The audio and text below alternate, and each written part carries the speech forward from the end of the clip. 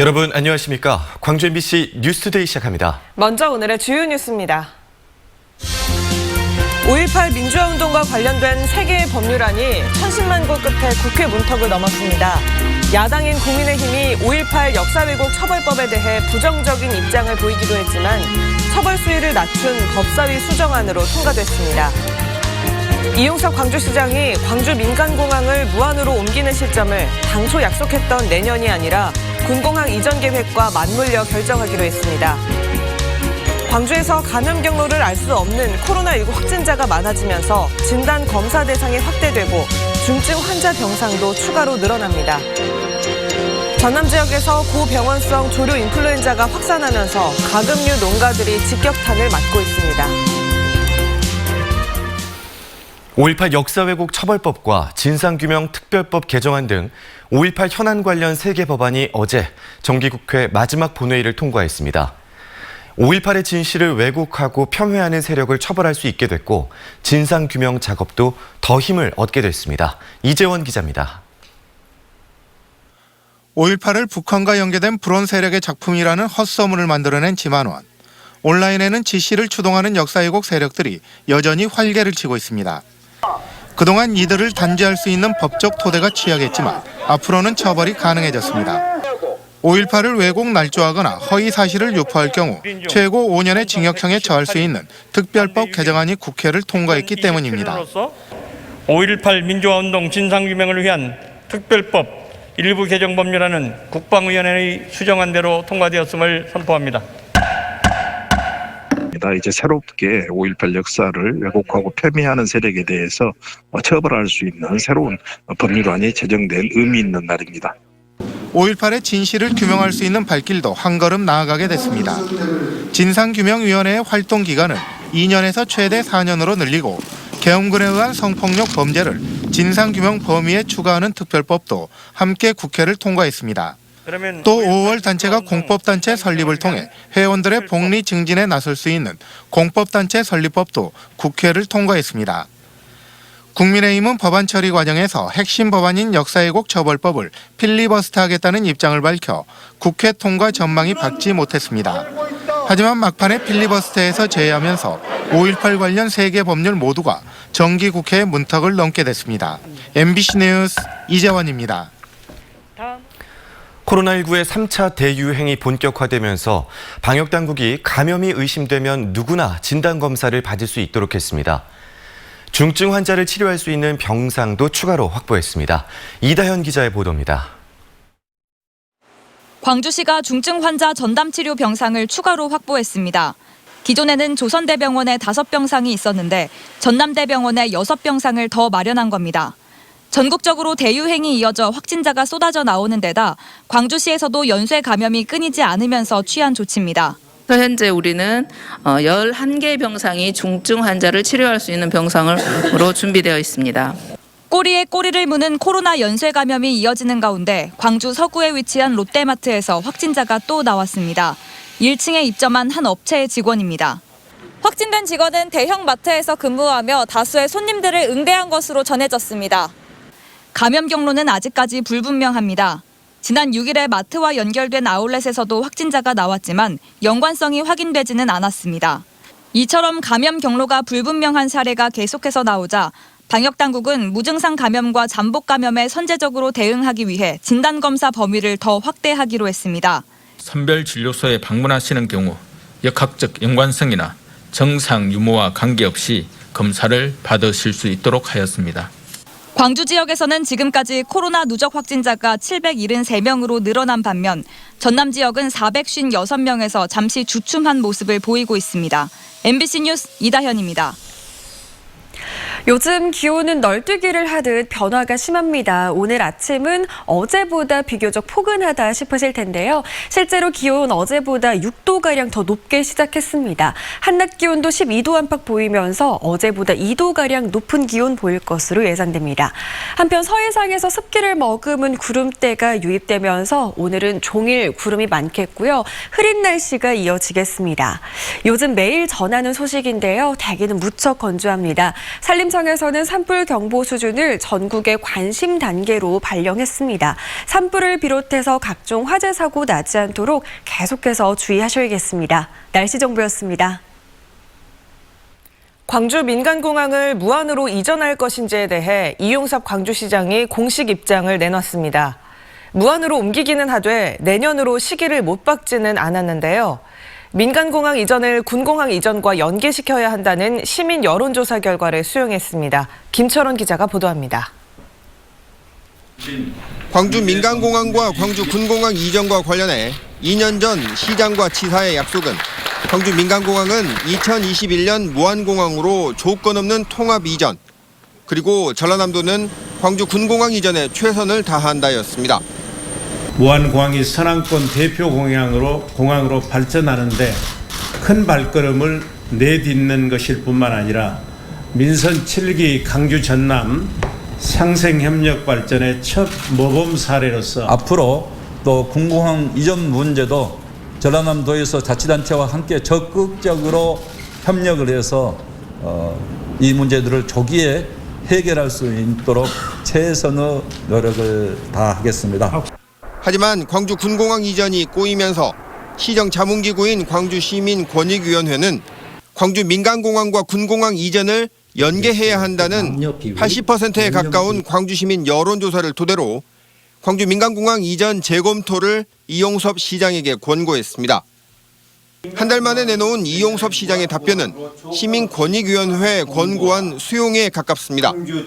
광주 민간공항을 무안으로 이전하되 이전 시기는 내년으로 못 박지 않고 최근 결성된 국방부와 국토부, 광주시와 전라남도 4자 협의체에 결정권을 넘긴다는 것입니다. 광주 민간공항을 무안공항으로 이전 통합하도록 하겠습니다. 이전 시기는 4자 협의체의 결정에 따르겠습니다. 4자 협의체는 광주 군공항이 옮겨가는 전남 기초단체 지역 주민들을 설득하고 지원 대책을 논의하는 기구로 지난달 실무진들이 첫 회의를 가졌습니다.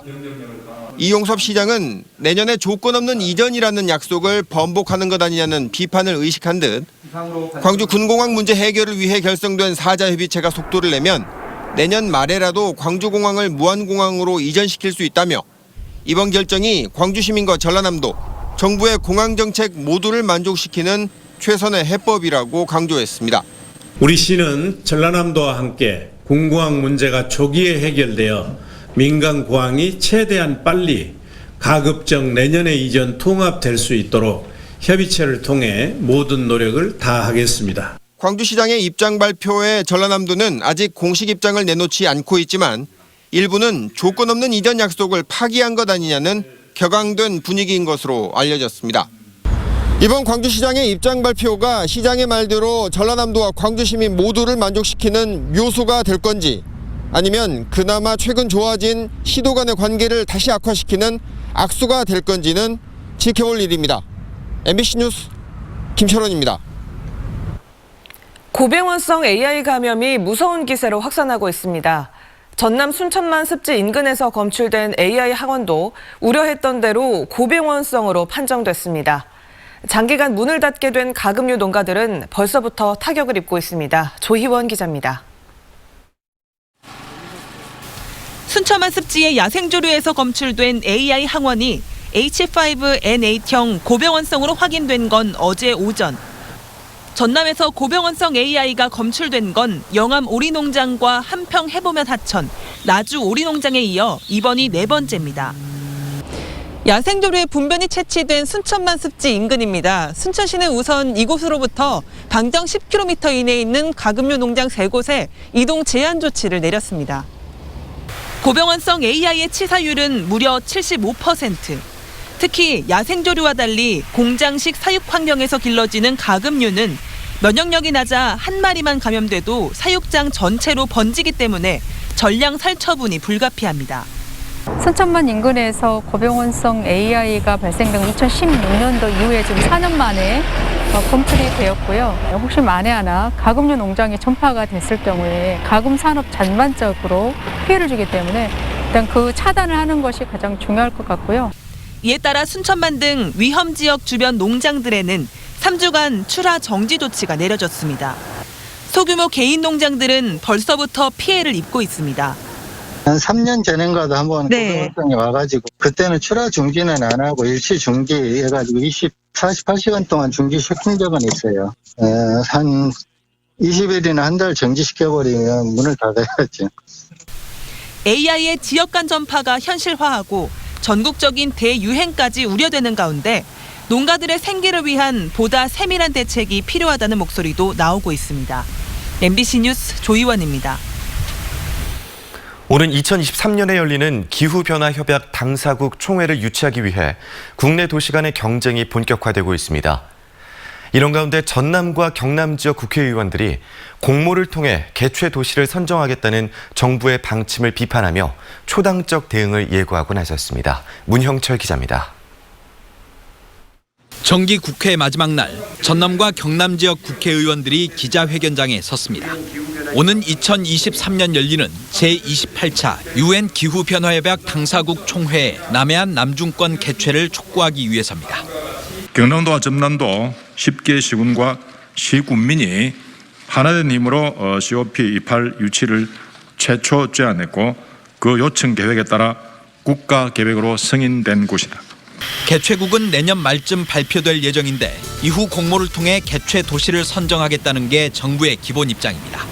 전남과 경남 지역 국회의원들은 COP28이 국가계획으로 승인된 과정과 국토 균형 발전을 고려하지 않은 채 국내 도시들을 유치 경쟁에 내몰고 있다며 초당적 협력을 위해 국회 차원의 추진위원회를 구성하겠다고 밝혔습니다.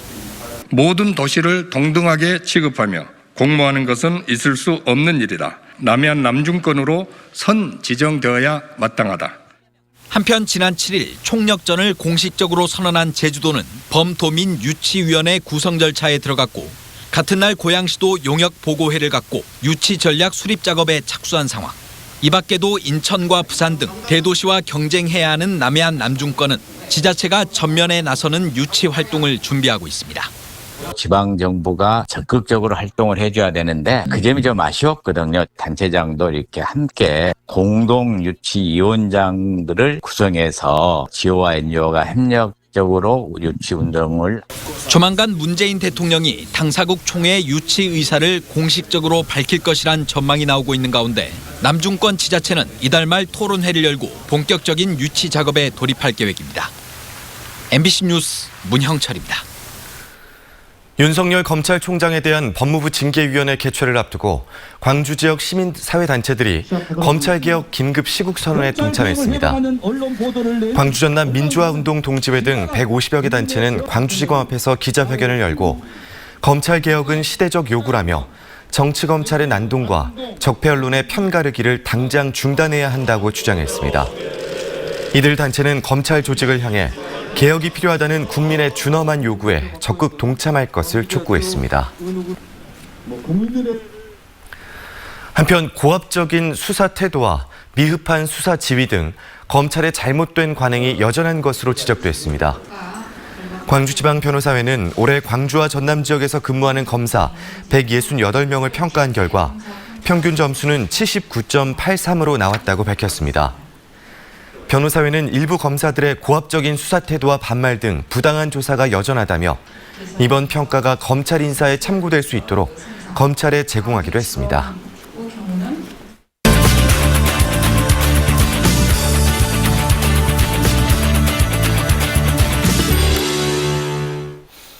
전동 킥보드 관련 규제가 담긴 도로교통법 개정안이 오늘부터 시행됩니다. 이용자 연령 등이 완화된다고 했다가 사고 등의 우려가 커지면서 다시 강화됐는데요. 안전관리를 담당하는 광주시 경찰청 교통안전계 성낙진 경위와 좀 더 자세한 이야기 나눠보도록 하겠습니다. 안녕하십니까? 안녕하십니까? 네, 안녕하십니까? 이 새로 바뀐 그 규정에 따르면 전동 킥보드는 이제 어떻게 이용을 해야 하는 건가요? 오늘부터는 만 13세 이상이면 운전면허 없이 전동 킥보드 등 개인형 이동장치를 자유롭게 이용이 가능한데요. 도로에서 통행 방법은 자전거 도로와 차도 우측 가장자리에서 운행을 해야 합니다. 음주 상태에서 개인형 이동장치를 이용할 경우 자전거와 똑같이 범칙금 3만 원을 부과받게 되고 음주 측정을 거부할 경우에는 10만 원의 범칙금이 부과됩니다. 그리고 안전모 등 안전보호 장구 착용과 승차 정원을 초과하여 운전하는 행위를 금지하고 있습니다. 네, 규제가 이렇게 강화가 됐는데 전동 킥보드를 구매한 사람들은 나이와 상관없이 탈 수 있는 건가요? 그렇지는 않습니다. 오늘부터 시행되는 법에서는 만 13세 미만 어린이는 전동 킥보드 등을 사용하지 못하도록 하고 있습니다. 최근 공유 전동 킥보드 등 이용이 늘면서 덩달아 교통사고가 전국적으로 급증하여 법 개정이 잘못되었다는 여론의 지적이 받고 있는데요. 그래서 정부와 국회에서 전동 킥보드 안전규제를 강화하는 내용의 도로교통법 개정안이 어제 국회에서 통과되었습니다. 이 법이 시행되면 앞으로 개인형 이동장치를 이용하려면 만 16세 이상 원동기장치 자전거 운전면허가 있어야 하고 음주 등 약물 중독 상태에서 전동 킥보드 등을 타게 되면 형사처벌을 받게 됩니다. 그리고 안전모 미착용, 승차 인원 초과, 13세 미만 어린이가 전동 킥보드를 타고 도로로 나올 경우에는 처벌을 받게 되는데 이 법 개정된 법률은 4개월 후에 시행될 예정입니다. 네, 이 전동 킥보드가 특히 어떤 점에서 위험하다고 보시나요? 전동 킥보드 같은 개인형 이동장치는 자전거나 이륜차에 비해 상대적으로 도로에서 취약성을 벌일 수밖에 없어서 위험에 노출되고 있습니다. 주간은 물론이고 특히 야간에 자동차 운전자들이 앞서 진행하는 전동 킥보드를 발견하기 어려워 사고로 이어질 위험이 높은데요. 오토바이나 자전거에 비해 전동 킥보드는 이용자들이 뒤쪽에 형광 반사체나 LED 등과 같이 자신의 위치를 알려주는 장치가 없이 그대로 운행하기 때문에 위험에 노출될 수밖에 없는 상황이 이어지고 있습니다. 시내 곳곳에서 전동 킥보드 이용자를 보느라면 안전모나 보호대를 착용한 운전자를 찾아보기 힘들고 1인승인 전동 킥보드에 심지어 3명이 타고 다니는 젊은 학생들이 늘고 있어서 이 위험이 되고 있고요. 특히 어린이들도 안전장구 착용 없이 전동 킥보드를 타고 위험하게 도로로 나오는 등 안전불감증이 높아지고 있는 상황입니다. 네, 앞에서도 잠시 16세 이상 개인형 이동장치 전용 운전면허 이야기를 언급을 하시기도 했는데요. 이 부분과 관련돼서 진전되고 있는 부분도 있나요? 개인형 이동장치 전용 운전면허 신설 부분은 입법 부분에 해당되기 때문에 경찰청 등 관계기관에서 협의 처리하여 추후에 반영될 것으로 생각이 됩니다. 네, 그럼 마지막으로 이 전동 킥보드 이용과 관련해서 우리 시청자분들께 당부하고 싶은 말씀이 있다면 전해주시죠. 안전보다는 내 편의를 먼저 생각하는 일부 국민들의 잘못된 교통문화 의식이 교통사고 증가로 이어지고 있습니다. 법 개정 등을 통해 규정이 강화되는 것이 중요한 게 아니라 국민들 스스로 편의보다는 안전을 1번으로 생각하는 교통문화 의식이 바뀌어야 하고 교통사고로부터 소중한 생명과 재산을 지킬 수 있도록 우리 국민들께서 항상 이 안전을 먼저 생각해 주실 것을 부탁 말씀드리겠습니다. 네, 오늘부터 적용되는 전동 킥보드 관련 규제 내용에 대해서 함께 이야기 나눠봤습니다. 오늘 말씀 잘 들었습니다. 고맙습니다. 감사합니다.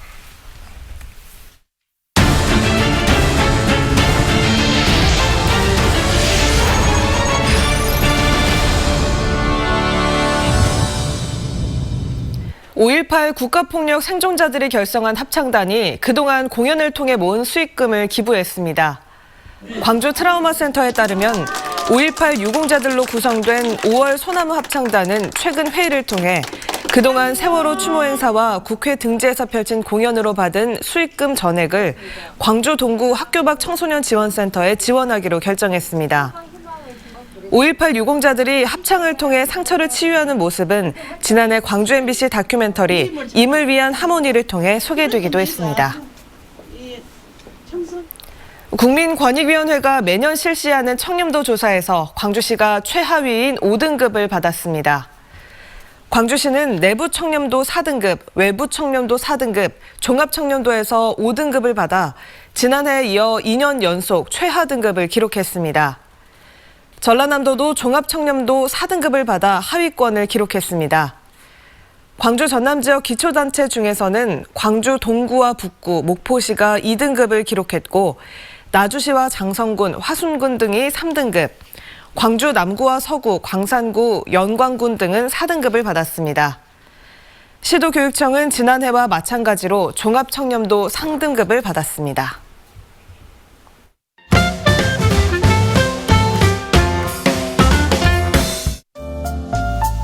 이번 주 토요일과 일요일 광주 공유센터에서 크리스마스 체험 행사가 열립니다.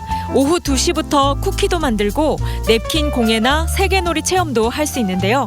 활동에 따라 소정의 체험비가 필요하고 전화로 문의 후 참여하면 됩니다. 센터 측은 방역 수칙과 거리 두기를 철저히 할 거라고 밝혔습니다. 최근 광주과학기술원이 주최한 AI 경진대회에서 자율주행 휠체어를 제안한 학생들이 관심을 모았습니다.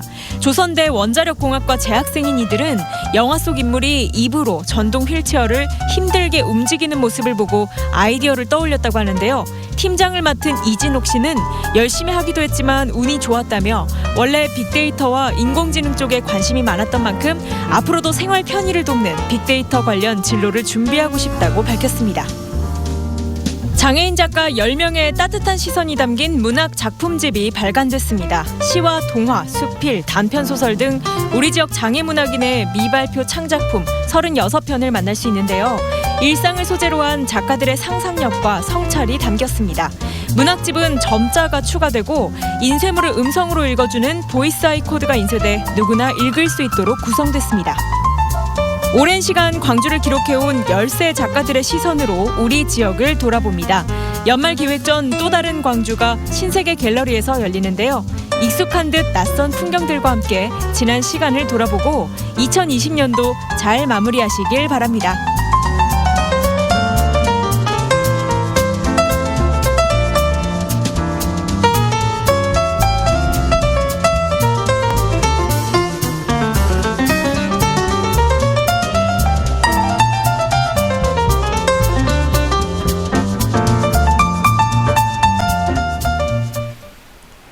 요즘 기온 변화가 심해서 건강관리 잘해야겠습니다. 어제는 영하권 추위를 보이면서 춥더니 오늘 아침 기온은 어제보다 무려 6도가량 더 높게 시작했습니다. 한낮 기온도 12도 안팎 보이면서 어제보다 2도가량 더 높은 기온 보일 것으로 예상됩니다. 서해상에서는 습기를 머금은 구름대가 많이 유입이 되면서 오늘은 종일 구름 많은 날씨가 예상되고요. 흐린 날씨 보이겠습니다. 또 요즘 매일 전하는 소식인데요. 대기는 무척 건조합니다. 산림청에서는 전국의 산불 경보 수준을 관심 단계로 발령했습니다. 산불을 비롯해서 각종 화재 사고 나지 않도록 계속해서 주의하셔야겠습니다. 현재 기온 살펴보겠습니다. 광주는 4도 안팎 보이고 있고요. 담양에서는 3도 안팎의 기온으로 시작합니다. 한낮 기온은 대부분 10도를 웃돌면서 어제보다 비교적 포근하겠습니다. 강진에서는 3.9도의 기온 보이고 있고요. 완도에서는 5.6도의 기온 보이고 있습니다. 광양에서는 5도 안팎의 기온, 여수에서는 6도 안팎의 기온으로 포근하게 시작하고 있습니다. 바다의 물결은 최고 1m에서 1.5m로 일겠습니다. 당분간 구름 많은 가운데 흐린 날씨가 이어지겠고요. 다가오는 일요일에는 눈비 소식이 들어 있습니다. 특히 서해상에서는 많은 눈이 내릴 가능성이 있기 때문에 기상정보 확인 잘 하셔야겠습니다. 날씨 정보였습니다. 이상으로 광주 MBC 뉴스투데이를 마칩니다. 함께해 주신 여러분 고맙습니다.